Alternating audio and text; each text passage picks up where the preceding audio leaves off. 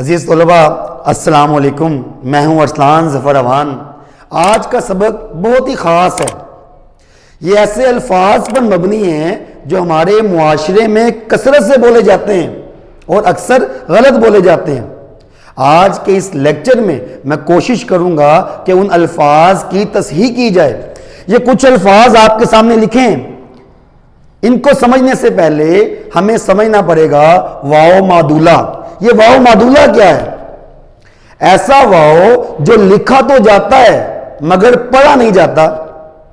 ایسا واو جو لکھا تو جاتا ہے مگر پڑھا نہیں جاتا۔ اب ہمیں کیسے پتا چلے گا وہ کون سا واو ہے جس کو نہیں پڑھنا؟ دیکھ لیتے ہیں۔ اس کی کچھ نشانیاں ہیں جو آپ کو یاد رکھنی پڑیں گی۔ پہلی نشانی، واو معدولہ ہمیشہ خے کے بعد آتا ہے۔ دوسری نشانی، خے اور واو کے فوراً بعد الف، دال، رے، شین یا بڑیے آ جاتا ہے۔ پہلی نشانی کیا تھی؟ ہمیشہ خے کے بعد آئے گا۔ دوسری نشانی کہ خے اور واو کے فوراً بعد الف، دال، رے، شین، بڑیے آ جائے گا۔ اور تیسری نشانی یہ ہے کہ ان سے بننے والا لفظ فارسی ہونا چاہیے، یعنی اس کی اصل فارسی ہونی چاہیے۔ اب تو وہ اردو میں استعمال ہو رہا ہوگا نا جی۔ دیکھتے ہیں جی ہم لوگ فارسی سے اردو میں آنے والے الفاظ۔ یہ ایسے الفاظ ہیں جو فارسی سے اردو میں آئے ہیں مگر اب یہ اردو کا حصہ ہیں۔ جس طرح خواب، دیکھیں جی، خے کے فوراً بعد کیا آیا؟ واو۔ واو کے آگے کیا آ گیا؟ الف۔ وہی بات، خے واو الف۔ تو جب ایسی صورت ہوگی تو اس وقت یہ واو ساکن ہوگا، واو معدولہ ہوگا، یعنی لکھا تو جائے گا مگر پڑھا نہیں جائے گا۔ تو اس کو ہم کیا پڑھیں گے؟ خواب۔ کیا پڑھیں گے؟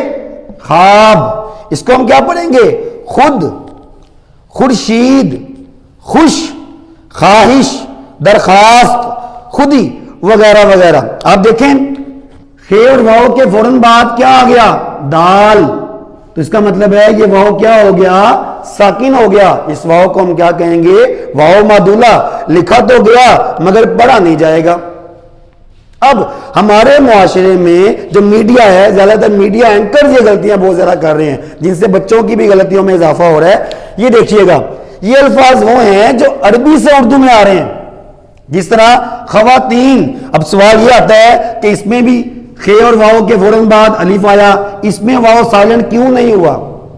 تیسری نشانی میں نے کیا بتائی تھی آپ کو کہ جو لفظ بنے گا اس کی اصل فارسی ہونی چاہیے، جبکہ یہ جو لفظ بن رہا ہے یہ عربی کا لفظ ہے۔ خاتون کی جمع ہے، خاتون عربی لفظ ہے۔ خوارج، خارجی کی جمع ہے، خارجی عربی لفظ ہے۔ خوارق، خارق کی جمع ہے، خارق عربی لفظ ہے۔ خواص، خاص کی جمع ہے، خواص عربی لفظ ہے۔ یہ نشانی بھی آپ کو یاد رکھنی پڑے گی۔ تو امید ہے آج کا سبق آپ کے لیے بہت مفید ثابت ہوگا۔ یہ سبق اگر آپ کو پسند آئے آگے بھی شیئر کریں، دوسروں تک بھی پہنچائیں، خود بھی دیکھیں، دعاؤں میں یاد رکھیے گا، اپنا خیال رکھیے گا۔ السلام علیکم۔